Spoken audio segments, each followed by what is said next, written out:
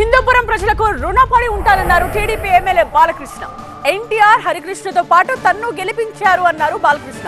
హిందూపురం ప్రజలకు నందమూరి కుటుంబం రుణపడి ఉందన్నారు. హిందూపురం అభివృద్ధికి శక్తి వంచన లేకుండా పనిచేస్తానన్నారు బాలకృష్ణ. హిందూపురం పట్టణ ప్రజలందరూ కూడా ఒక అన్ని సౌకర్యాలు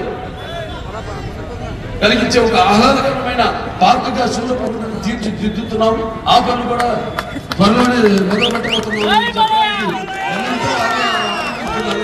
హిందూపురం పట్టణ సమగ్రాభివృద్ధి కోసం మరి వెచ్చించి పట్టణ రూపురేఖలు మార్చి మన పట్టణాన్ని అభివృద్ధి పదంలో నడిపిస్తానని తెలియజేసుకుంటున్నాను. ఆనాడు మీరు మరి నాన్నగారిని 3 సార్లు గెలిపించారు.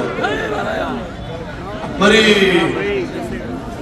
శాసనసభ్యులుగా అలాగే ముఖ్యమంత్రిగా మీరు ఘనత సృష్టించిన మీరు మరి ఆయన కుమారుడుగా నన్ను కూడా ఇక్కడి నుంచి 3 సార్లు శాసనసభ్యులుగా గెలిపించి చరిత్ర సృష్టించారు మీరంతా.